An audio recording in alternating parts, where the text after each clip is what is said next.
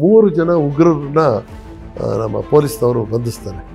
ಅದು ಹೇಗೆ ಬಂಧಿಸ್ತಾರೆ ಅಂದರೆ ವಿರೋಚಿತವಾದ ರೀತಿಯಲ್ಲೇ ಬಂಧಿಸ್ತಾರೆ. ಮಾಫಿಯಾ ರೀತಿಯ ಆರ್ಗನೈಸ್ಡ್ ಕ್ರೈಮ್ಸ್ ನಡೆಯದೇ ಇರೋ ಹಾಗೆ ಮೈಸೂರನ್ನು ಕಾಪಾಡೋದು. ಮಾತ್ಯಾಕೆ ಅವನಿಗೆ ಬರಲ್ಲ, ಕನ್ನಡನೇ ಬರಲ್ಲ ಅಂತಂದರೆ ಅವನು ಎಲ್ಲಿಂದ, ಅವನು ಮೈಸೂರಿನಲ್ಲಿ ಇದ್ಕೊಂಡು ಕನ್ನಡ ಬರಲ್ಲ ಅಂದರೆ? ಸರ್, ಅವಮ್ಮ ಇರೋದು ಉದಯಗಿರಿಯಿಂದ ಅಲ್ಲಿ ಇದು ಯಾವುದೋ ಒಂದು ಹುಡ್ಕ ಕಾಲೋನಿ ಇದೆಯಲ್ಲ, EWS ಮನೆಯಲ್ಲೆಲ್ಲ ಇದ್ದಾಳೆ. ಇವನಿರೋದು ರಾಜೀವ್ ನಗರದಲ್ಲಿ. ಅವ್ರಿಗೂ ಎಲ್ಲೆಲ್ಲ ದೂರ ಇದೆ. ಮತ್ತು ಅವಳು ಏನಿಲ್ಲ, ಅವಳು ಸುಮ್ಮನೆ ಕೂಲಿ ಮಾಡ್ಕೊಂಡ್ರೆ ಲಾಚಾರ್ ಹೆಂಗ್ಸು.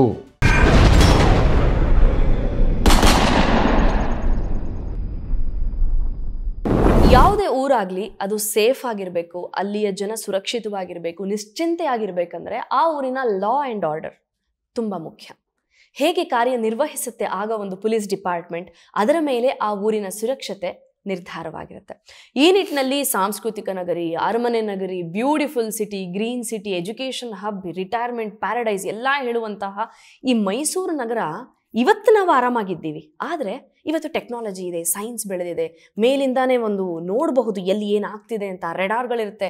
ಸೇಫ್ ಆಗಿರೋದು ಸಹಜವಾಗಿ, ಮ್ಯಾಕ್ಸಿಮಮ್ ಸೇಫ್ ಆಗಿರುತ್ತೆ. ಏನೂ ಇಲ್ಲದ ಕಾಲದಲ್ಲಿ ಹೇಗಿದ್ದಿತ್ತು ಮೈಸೂರು? ಹಾಗಾಗಿ ಮೈಸೂರಿಗೆ ಥ್ರೆಟ್ ಇರಲಿಲ್ವಾ? ಇತ್ತು. ಇದೇ 2006ರಲ್ಲಿ ಮೈಸೂರಿಗೆ ಒಂದು ದೊಡ್ಡ ಆಘಾತನೇ ಆಯಿತು. ಏನದು? ಮೈಸೂರಿನಲ್ಲಿ ಉಗ್ರರು ಅಂದ ಕೂಡಲೇ ನಾವು ಕಾಶ್ಮೀರ ಅಥವಾ ನಮ್ಮ ಬಾರ್ಡರ್ಸಲ್ಲೆಲ್ಲ ಕೇಳಿದ್ದೀವಿ ಈ ಪದನ. ಮೈಸೂರಿಗೆ ಯಾಕಪ್ಪ ಬಂದರು, ಏನಾಯಿತು? ನ್ಯೂಸ್ ಪೇಪರಲ್ಲೆಲ್ಲ ಹೆಡ್ಲೈನ್ಸ್, ಮೈಸೂರಿನಲ್ಲಿ ಉಗ್ರರು ಅಂತ. ಇಡೀ ಸಿಟಿ ತಲ್ಲಣ ಆಗೋಯ್ತು, ಒಂದು ನಿಮಿಷ ಶೇಕ್ ಆಗೋಯ್ತು.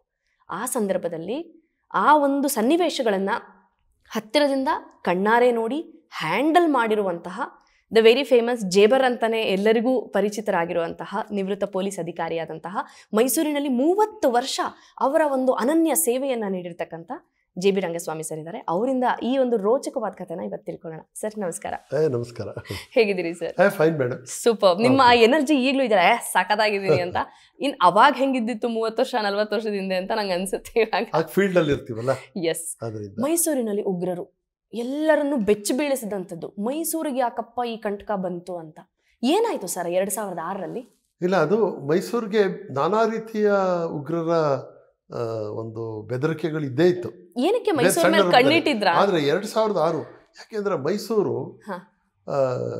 Tourist centre. ಹೌದು. ಯಾಕೆಂದ್ರೆ ಆಗ್ರಾ ಬಿಟ್ರೆ ಇಂಡಿಯಾದಲ್ಲಿ ಅತ್ಯಂತ ಹೆಚ್ಚು ಜನ ಪ್ರವಾಸಿಗರು ವಿಸಿಟ್ ಮಾಡುವಂತಹ ಸ್ಥಳ ಅಂತಂದ್ರೆ ಮೈಸೂರು ನಗರ ಮಾತ್ರ. ಇಲ್ಲಿ ಎಲ್ಲವೂ ಇದೆ. ತಾವೀಗಾಗಲೇ ಹೇಳ್ತಾ ಮೈಸೂರು ಹೇಗಿದೆ ಅಂದರೆ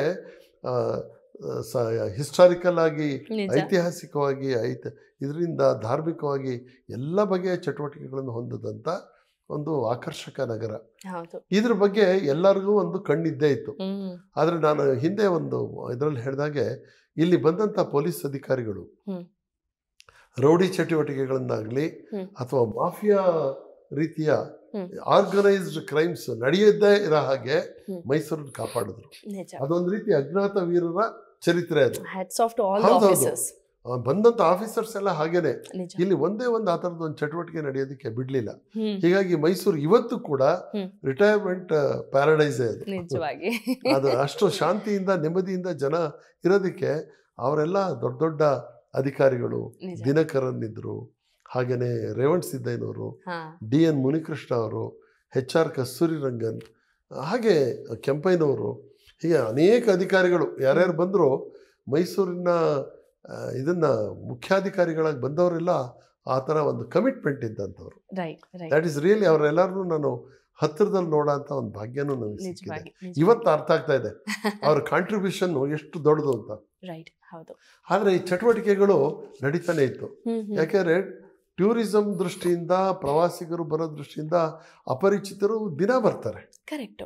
ಹೆಚ್ಚು ಕಡಿಮೆ 5 ಲಕ್ಷ ಜನ ತನಕನೂ ಒಂದು ದಿನಕ್ಕೆ ವಿಸಿಟರ್ಸ್ ಬಂದು ಹೋಗ್ತಾರೆ. ಹಾಗಾಗಿ ಇಲ್ಲಿಗೆ ನುಗ್ಗೋದು, ನುಸುಳೋದು ಉಗ್ರರಿಗೆ ತುಂಬ ಸುಲಭ. ಆದರೆ ಅದಕ್ಕೆ ಆಸ್ಪದ ಕೊಟ್ಟಿರಲಿಲ್ಲ. ಚಟುವಟಿಕೆ ಬಾಲ ಬಿಚ್ಚಕ್ಕೆ ಅವಕಾಶ ಇಲ್ಲ. ಆದರೆ ಇಲ್ಲಿ ಬಂದು ಯಾವುದೋ ರಿಮೋಟ್ ಪ್ಲೇಸಸಲ್ಲಿ ಉಳ್ಕೊಳ್ಳೋದು, ಚಟುವಟಿಕೆ ಮಾಡೋದು ಇದೆಲ್ಲ ನಡೀತಾ ಇತ್ತದು. ಒಂದು ಸರಿ ಏನಾಗುತ್ತೆ, ಒಂದು ಇನ್ಸಿಡೆಂಟು ಅದರಲ್ಲಿ 2006ರಲ್ಲಿ ತಮಗೆ ಗೊತ್ತಿದೆ 3 ಜನ ಉಗ್ರರನ್ನ ನಮ್ಮ ಪೊಲೀಸ್ನವರು ಬಂಧಿಸ್ತಾರೆ. ಅದು ಹೇಗೆ ಬಂಧಿಸ್ತಾರೆ ಅಂದರೆ ವಿರೋಚಿತವಾದ ರೀತಿಯಲ್ಲೇ ಬಂಧಿಸ್ತಾರೆ. ಅದು ಇನ್ಸಿಡೆಂಟ್ ಹೇಗೆ ಟಿಪ್ ಆಗಿದ್ದು ಅಂತಂದರೆ Udayagiri police station. Udayagiri police ಸ್ಟೇಷನಲ್ಲಿ ನಮ್ಮ HL ನಾಗರಾಜ್ ಅಂತ ಹೇಳಿ ಅವ್ರ ಇನ್ಸ್ಪೆಕ್ಟ್ರು ಆ ದಿನಗಳಲ್ಲಿ. ಒಂದು ಯಾರೊಬ್ಬ ಕಾನ್ಸ್ಟೇಬಲ್ ಬರ್ತಾನೆ, ಸರ್ ಇದು ವೆರಿಫಿಕೇಷನ್ಗೆ ಅಂತ ಯಾರೋ ಪಾಪ ಸ್ಟೂಡೆಂಟ್ ಬಂದು ಕಾಯ್ದುಬಿಟ್ಟು ಹೋದ ಸರ್ ಅಂತೇಳಿ. ಆಯಿತು ಬಿಡಿ ಬರೋಕ್ಕೆ ಹೇಳ್ರಿ ಅಂತ.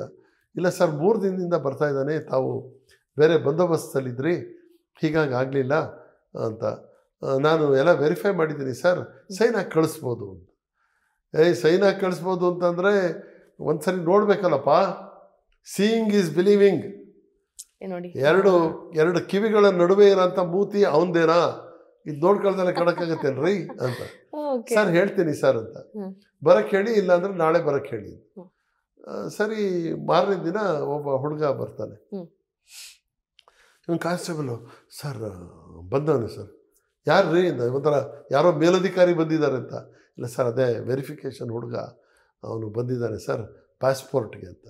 ಸಾಮಾನ್ಯ ಪಾಸ್ಪೋರ್ಟು ಇಂಜಿನಿಯರಿಂಗ್ ಸ್ಟೂಡೆಂಟ್ಸ್ ಎಲ್ಲ ಹಾಕ್ಕೊಳ್ತಾರಲ್ಲ ಅದಕ್ಕೆ.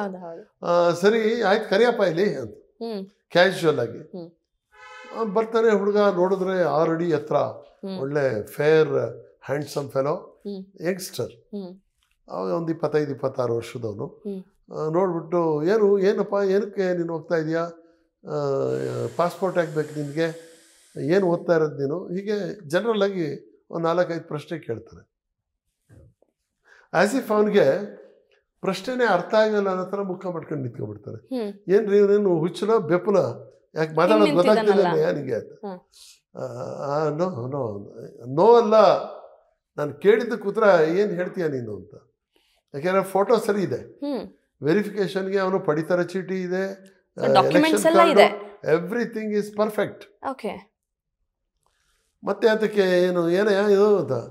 ಇಲ್ಲ ಸರ್ ಅದು ಇವನು ಗುಜರಾತಲ್ಲಿರೋದು ಚಿಕ್ಕಪ್ಪನ ಜೊತೆ ಇದ್ದಾನೆ, ಅವನ ಜೊತೆ ಒಬ್ಬ ಬಂದಿರ್ತಾನೆ. ಅವನು ಹೇಳ್ತಾನೆ ಅವ್ನು ಚಿಕ್ಕಪ್ಪನ ಜೊತೆ ಅಲ್ಲಿದ್ದಾನೆ, ಇವನು ಓದಿದ್ದು ಉರ್ದು ಮತ್ತು ಇಂಗ್ಲೀಷ್ ಮೀಡಿಯಮ್ಮು, ಹೆಚ್ಚಿಗೆ ಯಾರ ಜೊತೆನೂ ಸೇರ್ತಾ ಇರಲಿಲ್ಲ ಸರ್, ಅದಕ್ಕೋಸ್ಕರ ಈಗ ಪಾಸ್ಪೋರ್ಟ್ಗೋಸ್ಕರ ಇಲ್ಲಿ ಬಂದು ಹಾಕಿರೋದು ಅಂತ. ಸರಿ ಕಣೆಯ, ಕನ್ನಡನೇ ಗೊತ್ತಿಲ್ಲ ಅಂದರೆ ಹಿಂಗೆ, ಓದಿರೋದು ಇಲ್ಲಿ ಅಂತ ಹೇಳ್ತೀಯ, ಯಾವ ಸ್ಕೂಲಲ್ಲಿ ಓದಿದ್ದು ಸರ್? ಅದೇನಿಲ್ಲ ಹಿಂಗಿದೆ ಅಂತಾನೆ. ಯಾವುದೋ ಡಾಕ್ಯುಮೆಂಟ್ ತೋರಿಸ್ತಾನೆ, ಅಲ್ಲಿ ಗುಜರಾತಲ್ಲಿ ನಾವು ಓದಿರೋದು ಯಾವುದೋ ಒಂದು ಇರುತ್ತೆ ಸರ್ಟಿಫಿಕೇಟು.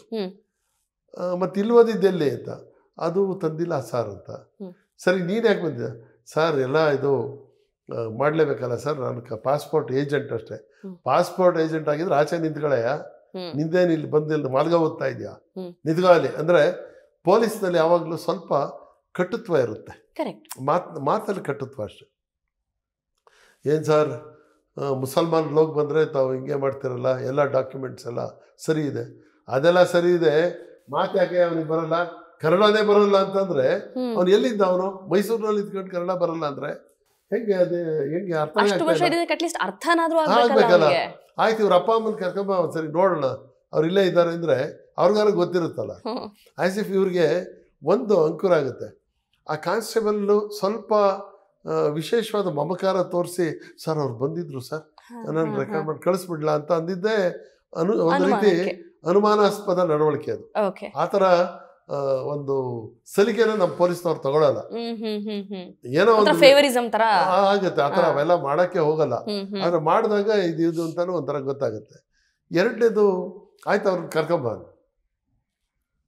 ಆಮೇಲೆ ಒಂದು 2 ದಿನ ಆದಮೇಲೆ ಒಬ್ಬ ಲೇಡಿ ಬರ್ತಾರೆ. ಬಂದಾದ್ಮೇಲೆ ಅವ್ರ ತಾಯಿ, ಸರ್ ಇವರೇನಂತ. ತಾಯಿನಾ? ಇದೇನೇ ಹಿಂಗಿದ್ದಾಳೆ ಅಮ್ಮ, ಒಳ್ಳೆ ಕಪ್ಪಿಗೆ ಏನೋ ಒಂಥರ ಕೂಲಿ ಹೆಂಗ್ಸಿದ್ದಂಗಿರ್ತಾಳೆ.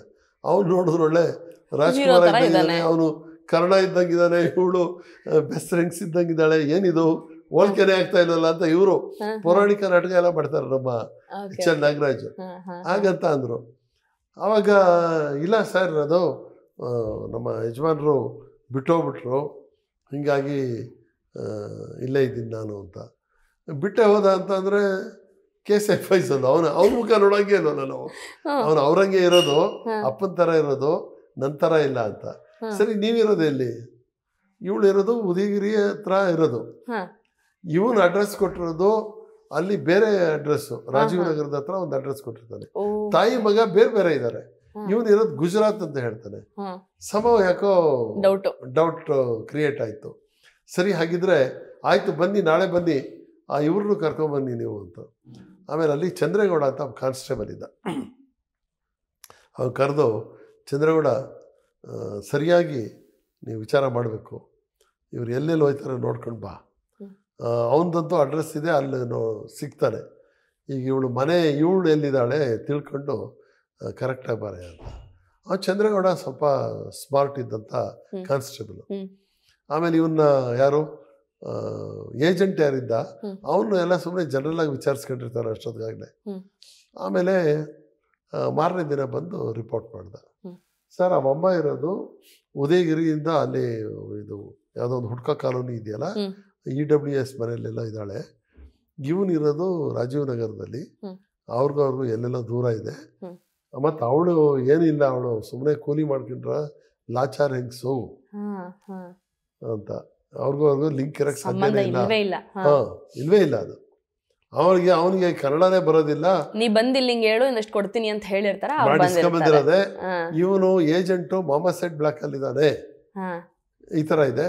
ಇವರು ಯಾರೋ 3 ಜನ ಹುಡುಗರೆಲ್ಲ ಅಲ್ಲ ಇದಾರಂತೆ ಸರ್, ಇದರ ರಾಜೀವ್ ನಗರದಲ್ಲಿ ಅಷ್ಟೇ ಗೊತ್ತಾಗಿದ್ದು. ಆಮೇಲೆ ಅವ್ರ ಮನೆಯವ್ರನ್ನ ಹೋಗಿ ಕೇಳ್ದೋ, ಅಪ್ಸ್ಟೇರಲ್ಲಿ ವಾಸ ಇದ್ದಾರೆ, ಬಾಡಿಗೆ ಕರೆಕ್ಟಾಗಿ ಕೊಡ್ತಾರೆ, ಡೀಸೆಂಟ್ ಆಗಿದ್ದಾರೆ ಹುಡುಗರು ಅಂತ ಹೇಳಿದ್ರು. ಸರಿ, ಇವ್ರಿಗೇನೋ ಸಮಾಧಾನ ಆಗೋದಿಲ್ಲ H. N. ನಾಗರಾಜ್ಗೆ. ಸರಿ, ಅಷ್ಟೊತ್ತಿಗೆ ರಿಪೋರ್ಟ್ ಒಂದು ರೆಡಿ ಮಾಡಿ ಸುಮ್ಮನಾಗ್ತಾರೆ. ಆಯ್ತು, ಕಳಿಸ್ತೀನಿ ಅಂತ.